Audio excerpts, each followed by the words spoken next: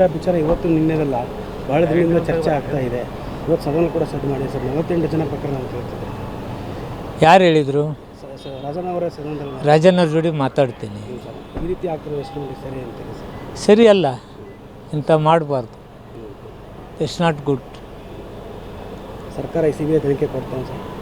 ಅಲ್ಲ ರೀ, ಇನ್ನೂ ಯಾರು ಒಳಗಾಗಿದ್ದೀವಿ ನನಗೆ ಹಿಂಗಾಗಿದೆ ಅಂತೇಳಿ ಯಾರೂ ಅರ್ಜಿನೇ ಕೊಟ್ಟಿಲ್ಲ.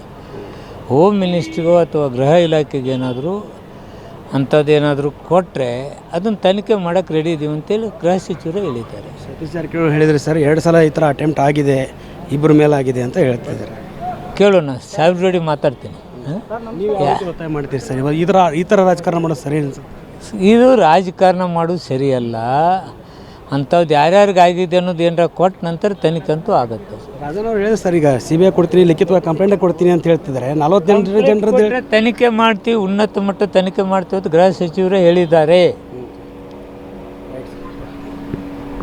ಇದಿಷ್ಟು ಅಬಕಾರ ಸಚಿವರಾದಂಥ ಆರ್ ಬಿ ತಿಮ್ಮಾಪುರ ಮತ್ತು ರಾಜ್ಯದಲ್ಲಿ ಈ ರೀತಿ ಆಗಿರುವಂಥ ಪ್ರಕರಣಗಳೇನಾದರೂ ದಾಖಲಾದರೆ, ದೂರು ದಾಖಲಾದರೆ ನಾವೇ ಪ್ರಕರಣವನ್ನು ದಾಖಲಿಸಿಕೊಂಡು ಉನ್ನತ ಮಟ್ಟದಲ್ಲಿ ತನಿಖೆ ನಡೆಸ್ತೇವೆ. ಅದರ ಜೊತೆಗೆ ಯಾವುದೇ ರೀತಿಯ ಪ್ರಕರಣಗಳ ಬಗ್ಗೆ ಇನ್ನೂ ಕೂಡ ಉಲ್ಲೇಖವಾಗಿರುವಂಥದ್ದಿಲ್ಲ. ಹೀಗಾಗಿ ಯಾರ ಮೇಲೆ ಆಗಿದೆ, ಯಾರ ಮೇಲೆ ಈ ರೀತಿ ಆರೋಪಗಳು ಕೇಳಿ ಬರ್ತಿದ್ದಾವೆ ಅನ್ನೋ ನಿಟ್ಟಿನಲ್ಲಿ ಚರ್ಚೆಯನ್ನು ಮಾಡಿ ನಾವು ಅವರ ಜೊತೆಗೆ ಚರ್ಚೆಯನ್ನು ಮಾಡಿ ಪ್ರಕರಣವನ್ನು ದಾಖಲಿಸ್ತೀವಿ. ಅದರ ಜೊತೆಗೆ ತನಿಖೆಯನ್ನು ಮಾಡ್ತೀವಿ ಅನ್ನೋಂಥ ಮಾತನ್ನು ಹೇಳ್ತಿರುವಂಥದ್ದು. ಕ್ಯಾಮರಾ ಪರ್ಸನ್ ಪವನ್ ಕುಮಾರ್ ಜೊತೆ ದುರ್ಗೇಶ್ ನಾಯಕ, guarantee news, Bengaluru. Guarantee news, ಸುದ್ದಿ ಖಚಿತ, ನ್ಯಾಯ ನಿಶ್ಚಿತ.